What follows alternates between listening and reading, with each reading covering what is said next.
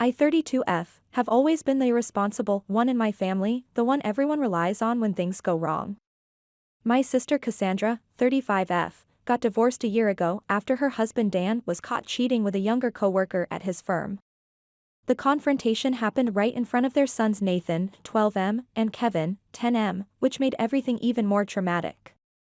Dan had been living a double life for months, spending their savings on his affair partner while telling Cassandra they were saving for the boys' college funds.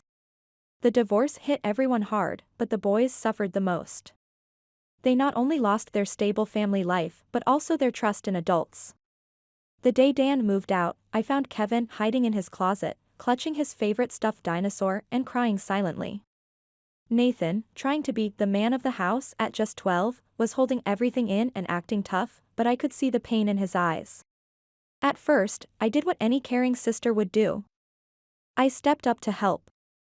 I offered to pay half of Cassandra's rent, $1,000 monthly, started watching the boys after school until she got home from work, and tried to provide emotional support during what I thought would be a temporary rough patch. Our parents also pitched in, buying groceries and helping with the kids on weekends. Those first few months were actually some of my favorite memories with my nephews. After school, we'd settle into a comfortable routine at my apartment.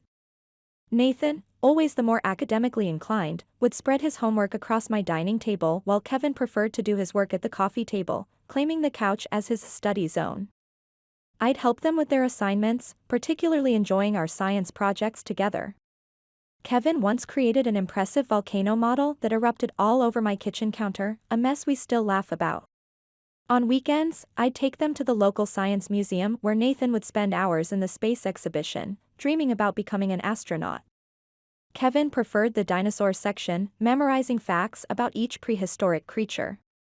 These moments, watching their eyes light up with curiosity and wonder, made all the sacrifices seem worthwhile. The boys would often open up to me during these times, sharing their fears and hopes about their new family situation. "Aunt Lauren," Nathan said one evening while we were making dinner, "you make us feel normal again." Those words meant everything to me. Later that night, Kevin confided that he was scared his mom would leave them too, just like their dad did.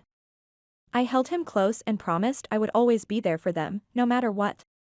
Around the 4-month mark, things started to change. It began subtly at first. Cassandra would be late picking up the boys, not bothering to call ahead. When she did arrive, she'd be dressed up, wearing outfits that were definitely not work attire. Then came the additional demands, money for the boys' extracurricular activities, new electronics, even her personal expenses like salon visits and new clothes. "You're doing so well," she'd say, "and I'm struggling as a single mom." Family helps family, right? The financial demands grew increasingly outrageous. One day, Cassandra called me at work, insisting I immediately transfer $500 for an emergency spa treatment because she had an important date that night. When I hesitated, she burst into tears, claiming I was trying to sabotage her chances at happiness. Another time, she demanded I pay for a weekend yoga retreat because she needed to heal. The boys would be left with our parents, of course. What started as helping with necessities turned into funding her entire lifestyle. She'd send me links to designer clothes with messages like, "This would really help my confidence in job interviews," or, "The other moms at school all dress so nice." When I'd point out that she already had plenty of clothes, she'd accuse me of wanting her to look poor and desperate. The manipulation extended beyond just money. Cassandra would forget to tell me about parent-teacher conferences, then guilt me about missing them since I was practically a second mother to the boys. She'd make plans for my weekends without asking, assuming I'd be available for childcare. When I had to work late one evening, she accused me of abandoning the boys, despite it being the first time I'd ever asked for a schedule change. Our parents fully enabled her behavior. "Your sister is going through such a difficult time," Mom would say. "She needs to feel good about herself again." Dad would add, "You're in a position to help, so why wouldn't you?" Every time I tried to establish boundaries, I was painted as the cold-hearted sister who didn't understand family values. The situation reached a breaking point when Cassandra started dating again. She'd drop the boys off without warning, saying she had to work late, but Nathan would later tell me she was going on dates. One particularly bad night, she left them with me until 2 a.m., her phone going straight to voicemail. When she finally showed up, she was obviously tipsy and dismissed my concerns with a wave of her hand. They were with you, so what's the problem? That night had been especially difficult. Kevin had a nightmare about his parents' fight during the divorce, and I spent hours comforting him. Nathan, trying to be strong for his brother, finally broke down and confessed how angry he was about everything.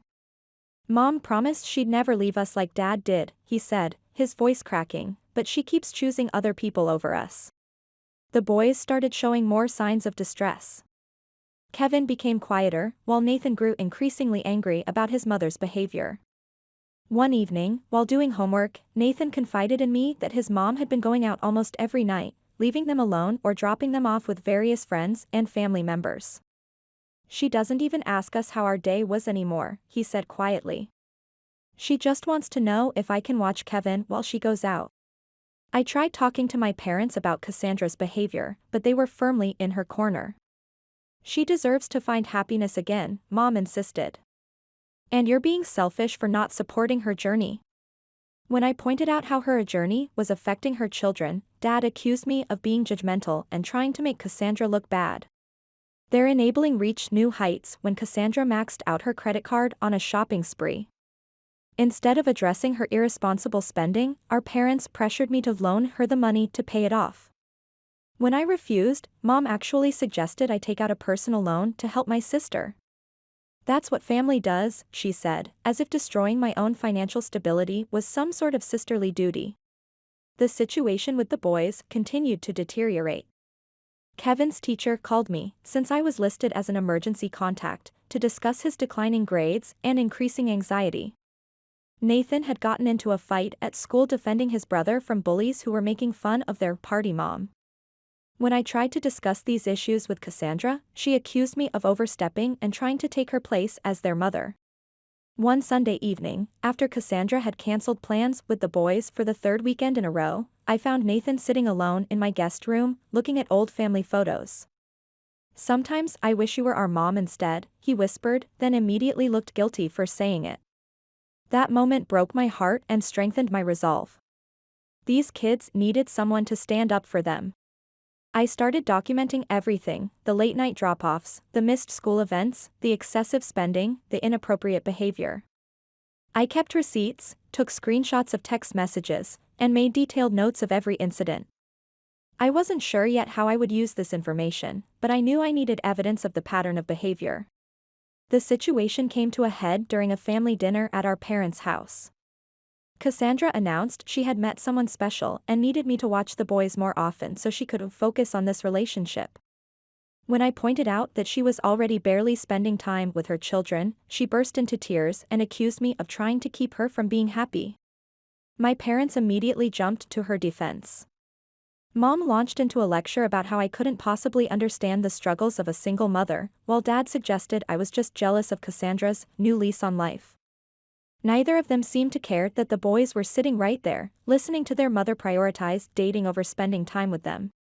That's when I finally snapped. Years of being the responsible one, the reliable one, the one who always sacrificed her own needs for family, it all came crashing down. I looked at my sister, who was smugly certain she'd won again. I looked at my parents, who had never once taken my side in these conflicts. And I looked at my nephews, innocent victims of their mother's manipulation and their grandparents' enabling. I stood up from the dinner table and spoke calmly: "This ends now.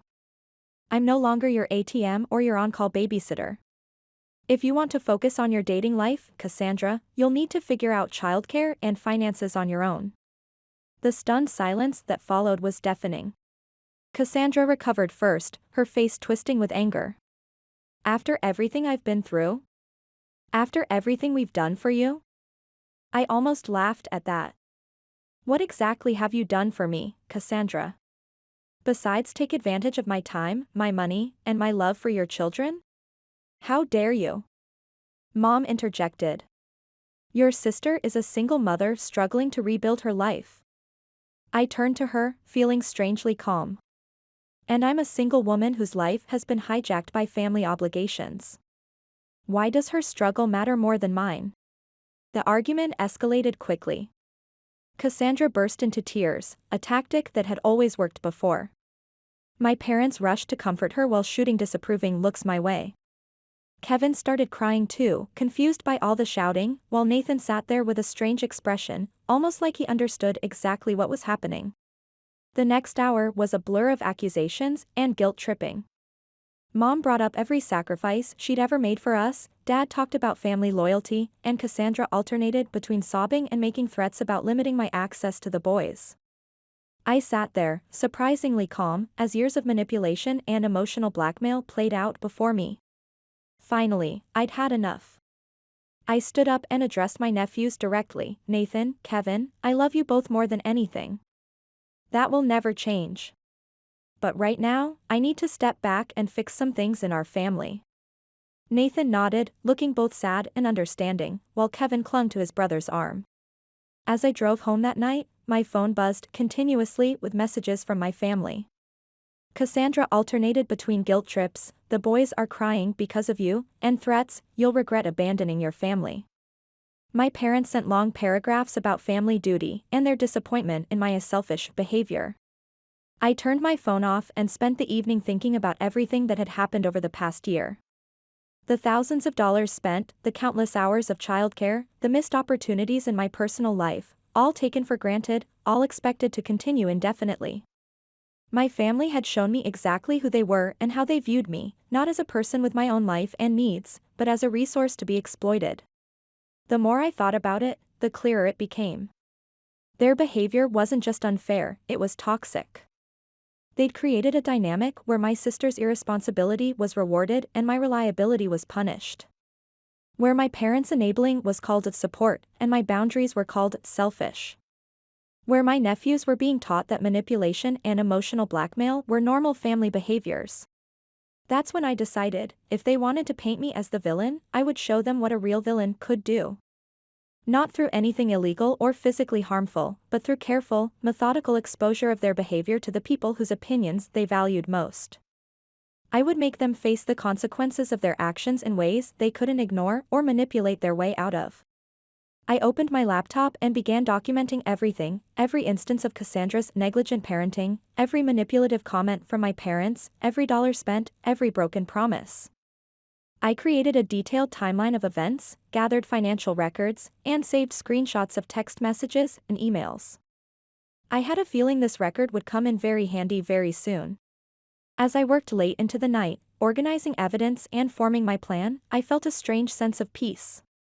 For the first time in over a year, I wasn't acting out of guilt or obligation.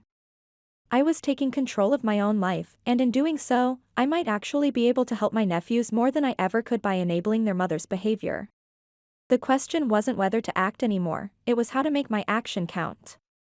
How could I create consequences that would actually force change? How could I protect my nephews while teaching them that this kind of manipulation isn't normal or acceptable? And most importantly, how could I do all this without becoming the very thing I was fighting against? Update 1. After my last post about my family situation, I want to share some significant developments and introduce you to Jackson, 34M, who has been instrumental in helping me handle this situation. I met Jackson 6 months ago at a coffee shop while I was reviewing my sister's endless expense demands. He noticed my stressed expression and struck up a conversation about setting boundaries with family. As a corporate strategy consultant, his analytical approach to problems was exactly what I needed. Last week, Jackson surprised me with news that his friend offered us their Maui timeshare for 2 weeks in June at a discounted rate. Without hesitation, I agreed. The thought of 2 weeks away from my family's constant demands felt like a dream. However, when the boys mentioned the Hawaii plans during our weekly call, things escalated quickly. Cassandra showed up at my apartment the next day, announcing that it would be perfect for a family vacation with her, the boys, and our parents. When I firmly stated this was a romantic trip for Jackson and me, her manipulative tactics began again. That's when Jackson helped me implement our plan. He pointed out that my sister and parents care more about their social image than anything else. That's their vulnerability, he said. Use it. I started with Cassandra's new boyfriend Ryan. Over coffee, I showed him proof of her lies about financial independence and evidence of her double booking dates on her work late nights. His face fell as he realized she'd been manipulating him too. Within hours, Cassandra was calling me in a rage about ruining her relationship. Next, I contacted several influential members of my parents' church community. They had been spreading a narrative about their selfless support of their struggling divorced daughter while painting me as cold-hearted. I shared records showing how they'd been pressuring me to take out loans for Cassandra's shopping sprees while presenting themselves as her primary supporters. The social fallout was immediate. Church friends began distancing themselves, and the pastor even used their behavior, without names, as an example of enabling in his sermon about family responsibility. But my main concern was still the boys. I met them for ice cream and explained that while they wouldn't be coming to Hawaii, I had something else planned. Following Jackson's suggestion, I've established a trust fund for their education using the money I would have spent enabling their mother. The trust has specific conditions: maintaining good grades, staying out of serious trouble, and learning about financial responsibility. Neither Cassandra nor my parents can access it, and it will only be available for college or trade school. When Nathan asked if this meant he could go to any college, his eyes lit up with possibility for the first time in months. Cassandra's reaction to the trust fund was predictable. She showed up at my office, screaming about how I was trying to control her children's future. Security had to escort her out, which didn't do much for her carefully cultivated image as a dignified single mother. As for the Hawaii trip, Jackson suggested we document it on social media, not out of spite, but to show my family that their manipulation no longer controls my life. We've already started posting preparation photos, and each one seems to trigger another angry message from my family. I've now blocked their numbers and set up a special email address monitored by my lawyer for any communication about the boys. Any attempts to manipulate through the children will result in legal action, another of Jackson's invaluable suggestions. The trust fund is established, our tickets are booked, and for the first time in over a year, I feel in control. Jackson and I leave for Hawaii in 2 weeks, and I'm ready to start this new chapter of my life, one where I set the terms of my relationships and support my nephews in ways that actually help them rather than enabling toxic behavior. My sister wanted to paint me as the villain? Fine. But I'm going to be a villain with boundaries, one who shows her children that there's a better way to live than through manipulation and guilt. Sometimes the best revenge isn't about destroying someone, it's about building something better while they watch their control slip away. Update 2, it's been a month since Hawaii, and those 2 weeks changed everything. The moment we landed in Maui, I could feel the weight of family obligations lifting from my shoulders. Jackson had planned everything perfectly: a beachfront condo, surf lessons, sunset sailing trips, and plenty of time to just relax. Each morning brought peace I hadn't known in years. No emergency calls from Cassandra, no guilt trips from my parents, no last-minute childcare demands. We filled our days with adventures, hiking through bamboo forests, snorkeling with sea turtles, driving the road to Hana. Each evening, we posted photos on social media, watching Cassandra's increasingly bitter comments about my selfish luxury vacation make her look more petty. On our last night, Jackson suggested a sunset walk along the beach. In a secluded cove, with waves gently lapping at the shore, he proposed. The ring, a simple sapphire catching the last rays of sunlight, was perfect. I said yes, not just because of the romantic setting, but because I'd found someone who truly supported me in standing up for myself. While we were enjoying our vacation, my carefully laid plans were creating waves back home. The pastor at my parents' church had been investigating the documents I shared. He discovered they had been using church fundraising events, supposedly for helping struggling single mothers, to primarily support Cassandra's shopping habits. The church committee was furious. They've suspended my parents from their leadership roles and required them to attend financial responsibility counseling. More importantly, they're implementing new accountability measures for all charitable giving, using my parents' behavior as a cautionary tale. Cassandra's world has been imploding too. After Ryan broke up with her, word spread about her financial deception and manipulation. Her attempts to paint herself as a struggling single mother were met with skepticism, especially after several parents from the boys' school came forward with stories about her leaving the kids alone for dates. The real breakthrough came through the school. When Kevin's teacher contacted me about a parent-teacher conference, since Cassandra hadn't responded, I shared my documentation about the boys' situation. The school administration took the signs of neglect seriously and mandated counseling for both boys. When the school threatened to involve child services, Cassandra finally had to face reality. She agreed to a formal custody arrangement where the boys stay with me 3 days a week, including 2 school nights. This ensures they have a stable environment for homework and proper rest. The boys have been flourishing under the new arrangement. Nathan's grades have improved significantly, and Kevin's anxiety has decreased. Last week, Nathan showed me his science test where he got an A+. "I couldn't have done this without you, Aunt Lauren," he said. "At your house, I can actually study without worrying about watching Kevin or whether Mom will come home." The trust fund has become a powerful motivator. Both boys are working harder in school, knowing they have a secure future if they maintain their grades. Nathan has started researching colleges, and Kevin's interest in science has grown now that he knows he could pursue it as a career. My parents tried to intervene in the custody arrangement, but their influence has crumbled. Their church friends have been unsympathetic, especially after hearing how they pressured me to take out loans for Cassandra's lifestyle. Jackson and I are planning another trip to Hawaii, this time for a small destination wedding. The boys will be part of it, Nathan as a groomsman and Kevin as our ring bearer. When we asked them, Kevin hugged me tight while Nathan pretended to be cool but couldn't hide his smile. Jackson has promised to teach them both how to surf during the wedding trip. As for Cassandra, she's finally had to get a real job to support herself. Without my financial support and with her dating prospects dwindling, she's been forced to become responsible. She's not happy about it, but for the first time in her adult life, she's facing consequences. The most rewarding part has been seeing the impact on my nephews. They're learning about healthy boundaries and honesty. Nathan recently told his mother no when she tried to guilt him into lying about missing a social event he'd been studying for a test at my house. Looking back at my original post, I realized my revenge wasn't about destroying my sister or parents, it was about breaking their power to manipulate and control through guilt. By exposing their behavior and creating real consequences, I've helped create a healthier environment for everyone, especially the boys. As Jackson says, sometimes the most devastating revenge is simply letting people face the natural consequences of their actions while building something better for yourself. Watching my nephews grow more confident and secure, I know I made the right choice. This isn't the ending my family wanted, but it's the one that's best for everyone's growth.